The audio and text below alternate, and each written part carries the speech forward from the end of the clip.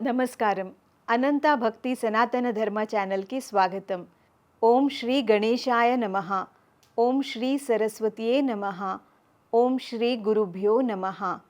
అశోకవనంలో రావణుడు సీతమ్మ వారి మీద కోపంతో కత్తి దూసి ఆమెను చంపడానికి ముందుకు వెళ్ళినప్పుడు హనుమంతుడు అనుకున్నాడు, ఎవరి నుంచైనా కత్తి తీసుకుని రావణాసురుడి తలని ఖండించాలి అని. కానీ మరుక్షణంలోనే మండోదరి రావణుడి చేతిని పట్టుకొని ఆపడాన్ని చూశాడు. ఆశ్చర్యచకితుడయ్యాడు హనుమంతుడు. నేనే కనుక ఇక్కడ లేకపోతే సీతమ్మను రక్షించేవారెవరు అనేది నా భ్రమ అన్నమాట అనుకున్నాడు హనుమంతుడు. బహుశా మనం కూడా ఎన్నోసార్లు ఇలానే అనుకుంటాము, నేను లేకపోతే ఎలా అని.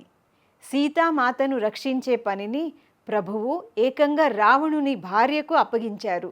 అప్పుడు హనుమంతుడికి అర్థమైంది, ఎవరి ద్వారా ఏ కార్యాన్ని చేయించుకోవాలో వారి ద్వారానే ప్రభువు ఆ పని చేయించుకుంటాడు అని. మరింత ముందుకు వెళితే త్రిజట తనకు ఒక కల వచ్చిందని, ఆ కలలో లంకకు ఒక కోతి వస్తుందని, అది లంకను కాల్చివేస్తుందని, దాన్ని నేను చూశాను అని చెప్పింది. అయితే హనుమంతుడికి ఇది చాలా ఆశ్చర్యంగా అనిపించింది. ఎందుకంటే ప్రభువు తనను సీతను చూసి మాత్రమే రమ్మన్నాడు, అంతేకాని లంకను కాల్చి రమ్మని చెప్పలేదు. తాను లంకను కాల్చడం ఎలా సాధ్యం అని అనుకున్నాడు. అయితే త్రిజట ఇది తన స్వప్నంలో చూశాను అని చెప్పింది. హనుమంతుడు ధర్మ మీమాంసలో పడ్డాడు. తనిప్పుడు ఏం చెయ్యాలి? సరే, ప్రభువు ఇచ్చ ఎలా ఉంటే అలా జరుగుతుంది అని అనుకున్నాడు. హనుమంతుని చంపడానికి రావణుడి సైనికులు పరిగెత్తుకొని వస్తున్నప్పుడు హనుమంతుడు ఏమి చేయలేదు, అలా నిలబడ్డాడు.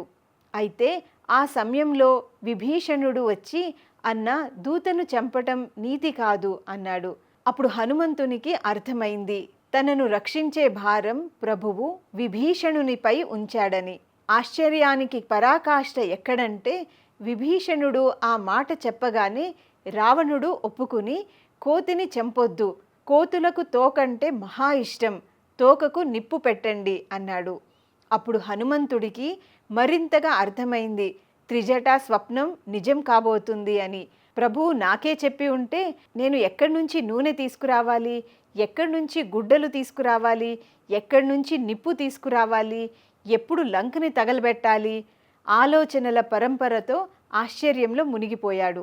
పరమాశ్చర్యం ఏమిటంటే వాటన్నిటికీ ఏర్పాట్లు రావణుడే స్వయంగా చేయించాడు.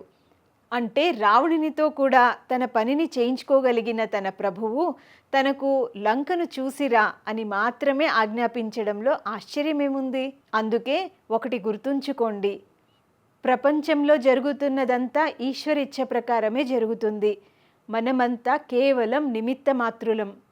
అందువల్ల నేను లేకపోతే ఏమవుతుందో అన్న భ్రమలో ఎప్పుడూ పడవద్దు. నేనే గొప్పవాడినని గర్వపడద్దు. భగవంతుడి కోటాను కోట్ల దాసులలో అతి చిన్నవాడను అనే ఎరుకను కలిగి ఉందాం. భగవంతుడి కోటాను కోట్ల దాసులలో అతి చిన్నవాడను అని ఎరుక కలిగి ఉందాం. సర్వే జనా సుఖినో భవంతు.